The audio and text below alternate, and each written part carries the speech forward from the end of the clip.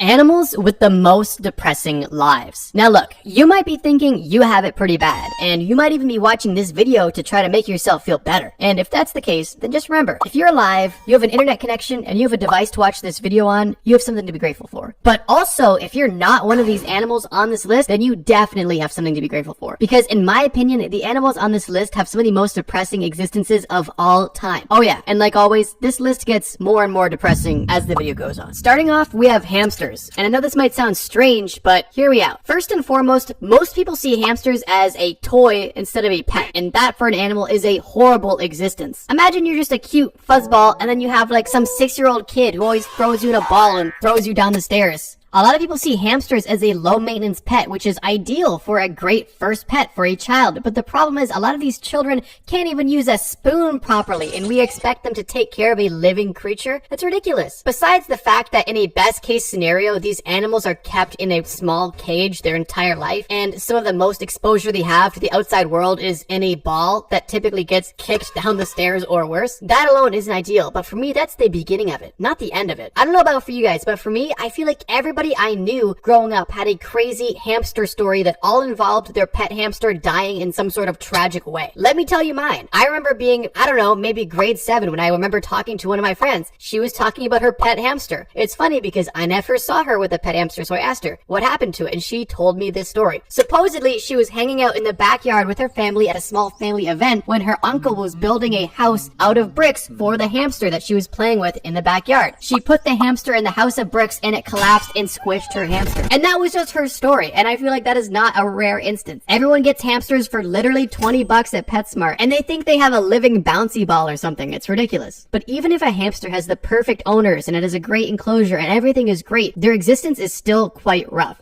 Specifically the fact that they eat their own babies relatively often. If you happen to be a hamster baby, unfortunately, you can't trust your mom because if she gets overly stressed out or if you're stressing her out, there is a very likely chance that she will eat you. Hamsters will eat their children for one of two reasons. One, they are overly stressed out and they simply believe that the place that they are in is not suitable to have children, so they will eat the babies to protect them from having a bad life, I suppose. Or if they are simply too stressed out, they will eat their baby as a trauma response, I guess. I can only assume that this is not fun for the hamster mom, and I can definitely assume it is not fun for the hamster baby. But if you're getting so stressed out on the regular that you're eating your own children, you can't be living the best life. Hamsters are just cute little guys that honestly deserve better. But let's keep moving. Next up, we have the mantis. And for just a bit of a heads up, this segment is gonna get PG-13. Oh yeah, we're getting crazy. The mantis, or more commonly known as the praying mantis, is a pretty cool green bug that eats other bugs and is overall pretty dope. And honestly, I don't believe they live a super horrible life, but there is one aspect of their life that I think trivializes everything, at least if you're a man.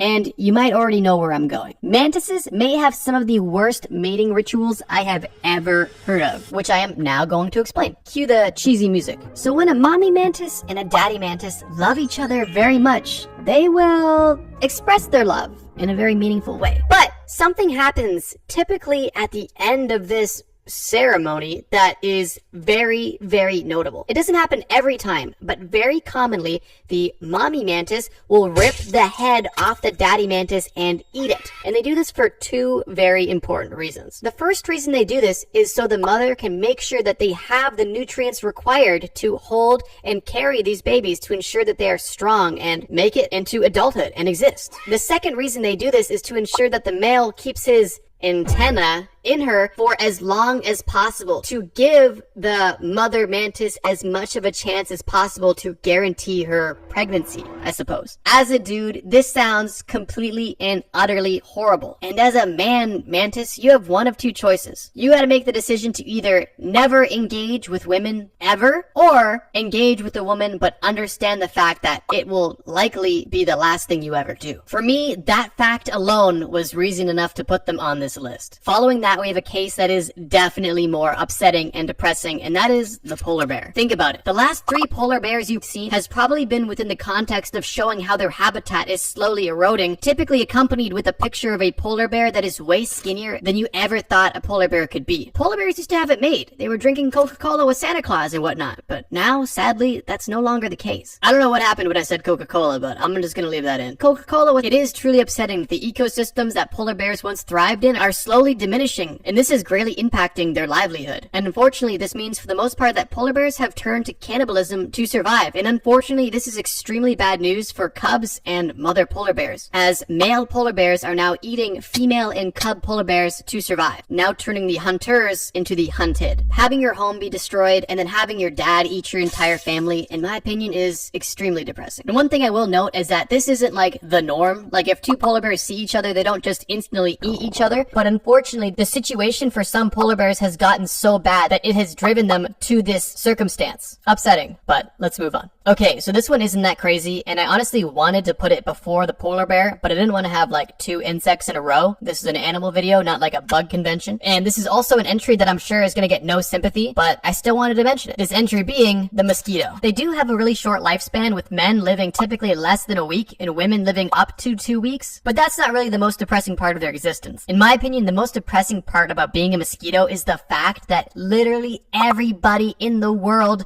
hates you. Nobody likes you. Nobody wants you. Nobody wants anything to do with you. Nobody's happy about your existence, and there is literally nothing you can do to be better because you just have a week to kind of live and do some weird stuff, and you suck. Both literally and figuratively. But yeah, I don't know. Mosquitoes suck, and I think that being a mosquito would suck because literally nobody likes you. I can only imagine how that feels, having the entire world hate you and a lot of people wishing you never existed. But I feel like if nothing else, it's definitely got to make for a pretty depressing existence. And if you ever end up feeling like a mosquito, just remember, hey, I'm not a mosquito. I'm a person. I live for more than a week, and I can do whatever I want. And there is people that love me. I'm pretty awesome. And life is pretty awesome. Just not if you're a mosquito. But that's all I got on them. Let's move on. Next up, we have the anglerfish, which if you're unfamiliar, they look like this. Okay, first of all, just imagine being this ugly. Yeah, sure, they had a cool cameo in Finding Nemo, but like, that's about it. Second of all, living at the bottom of the ocean has gotta suck. Oh yeah, they live at the bottom of the ocean. It's cold, it's dark, and sure, you have this kinda cool little light coming off your head, but it's also kinda sus. Like, bro, what's this big long thing dangling in your face all the time? But besides living in almost complete darkness, besides their bulb thing, and living in extremely cold water with high pressure, or being extremely ugly, once again, they have an extremely absurd mating ritual, which I will get into. So anglerfish use a type of mating that can only be described as an extreme version of sexual dimorphism and parasitism. Already off to a great start. Tiny male anglerfish latch onto much larger females by biting into them, eventually fusing their bodies and circulatory systems. The males lose most of their organs and become dependent on the females for nutrients while providing them with sperm in return. This adaptation ensures reproduction in the sparse deep sea environment where sexual encounters are rare. I don't know why, but I find this one kind of funny, especially in today's modern like dating ecosystem where everything is so value based. Like, what do you bring to the table? What do you bring for the table? And then the male anglerfish is just like, you're gonna have to feed me. I'm gonna be living off your blood basically. I'm gonna be half dead, but I can give you sperm in return. And I don't know why, but sperm in return sounds hilarious. But yeah, that's the reality for the anglerfish. Cold,